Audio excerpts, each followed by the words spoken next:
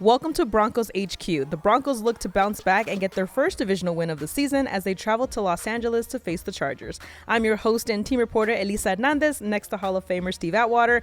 A key game this week as the Broncos look to improve to 2-1 and take on a Chargers team who is coming in on short week after playing the Raiders on Monday Night Football. What's the mentality that this team needs to have heading into week 3 and yet another road trip? Well, I think the team needs to fully get this last game from the Indianapolis Colts out of their system and know that, hey, we got to bounce back this week.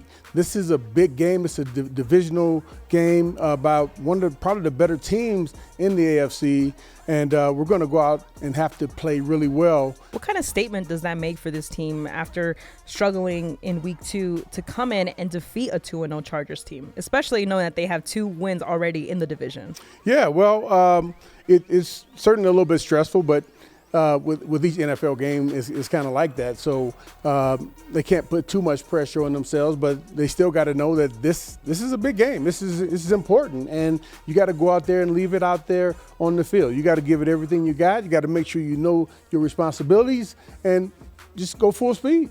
After seeing the work that this team has done over the last 2 weeks on the defensive side, the improvement they've made in week 2 on offense, what are the keys to this game for success?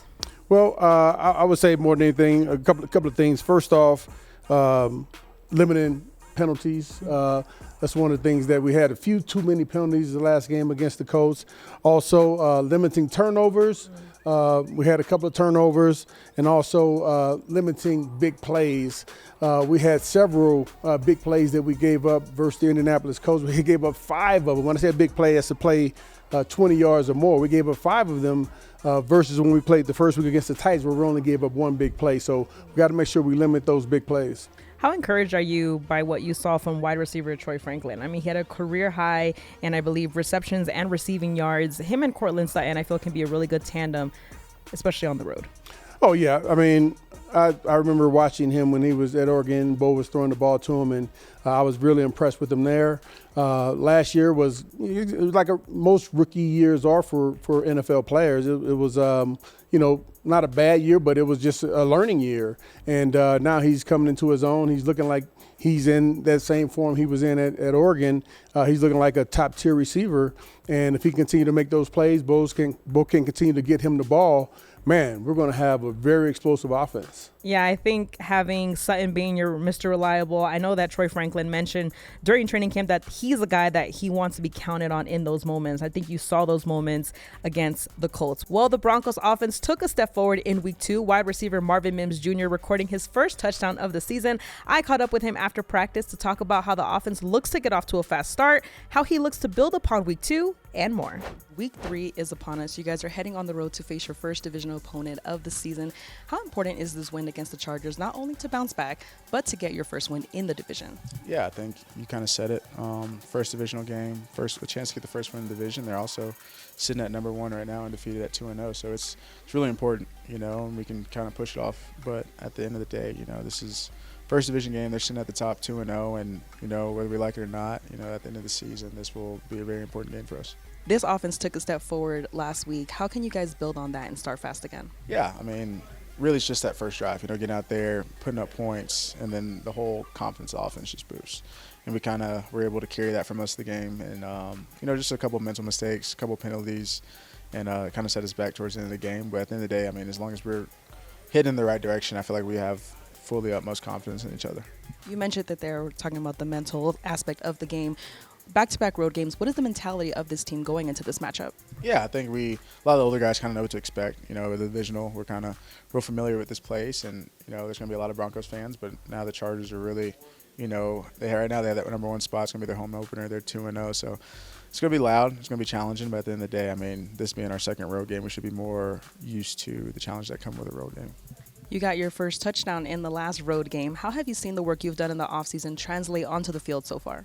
Yeah, I think the biggest thing is just me being confident in my own abilities and going out there and just staying consistent for Bo. I mean, where he knows where we are on the field running routes, whether it's me, Court, Troy, Trent, Pat, Ryan. I mean, it makes it real easy for him to trust us and be able to put the ball in the right place.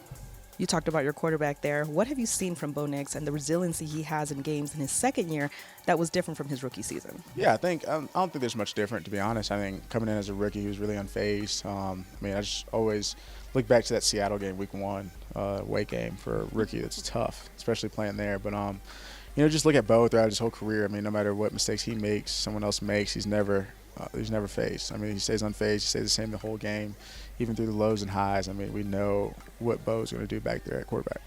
This team has added so many additions to start the year, from J.K. Dobbins to Talanoa Hufanga. What have you thought about the way that they've come in and made an impact? Yeah, I think the biggest impact for them was way before we even stepped on the field, especially with Huff, Evan, J.K., and Dre. They definitely came here and were a huge vocal presence for this team, especially with all the young people that we drafted that are able to get on the field and make plays. They've been a huge help for everybody, really, and especially them coming from different places, what they've seen inside of different organizations, and kind of letting the young guys know, this is a great organization, and just kind of giving it their all no matter what opportunities they're given. It seems Marvin Mims cannot wait for this divisional matchup. And I know that the defense can't wait either, because although you had mentioned giving up big plays is something that they need to limit, but how encouraged were you by the red zone defense that this defense has been portraying lately? Oh, man, I've been very encouraged by it. And, you see guys flying around to the ball, making plays. It looks like they're having a good time out there, too. And like I said, they've only given up 2 touchdowns.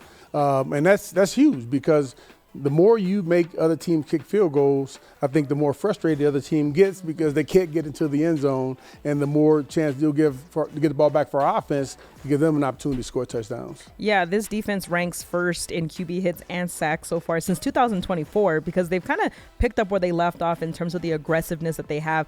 How much do you have to keep up that tempo, especially going against a high-powered offense like the Chargers? Oh, 100%. The tempo has to be on 10 because these guys are going to come out, they're going to try to establish the run. We know they're going to do that. They're going to try to establish run, and we gotta play big boy ball. We got to come up there, fill the holes, but we also got to be smart and stay back in coverage to make sure they don't hit us on the passes to wide open guys. We got to make sure that we're covering them and make those throws tough for the quarterback to complete. Well, it's that time of the show where each week our Hall of Famer will pick his dark horse of the game, the player he feels will have an impact in week 3. So, Steve, who is it this week?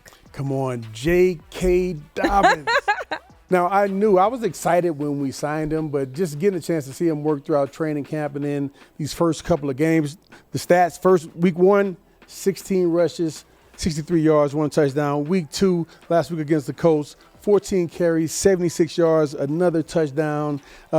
This guy's quick, he's fast, he's shifty, he's strong, he could run through guys, and I think he's going to be a guy that really helps propel this offense, helps get the run game going so we can open up the pass game even more. And Dobbins had his second consecutive game with 60-plus rushing yards and a rushing touchdown. The last time he did that was week 1 and week 2 last season. So it seems like he's starting to get things going, and he had mentioned to me that he's going to start breaking more tackles, and he's going to start, making sure that his run game is better, because he knows the explosive that he has. And he's going to have his work cut out for him, because the Chargers defense only gave up 68 rushing yards on Monday Night Football to the Raiders. Yes, and I'm sure he's practiced against these guys several times. He knows Derwin James. He knows a lot of these guys in the secondary, knows the guys, the linebackers. So they have a little bit of familiarity there. So it'll be interesting to see how it plays out, who gets the upper hand.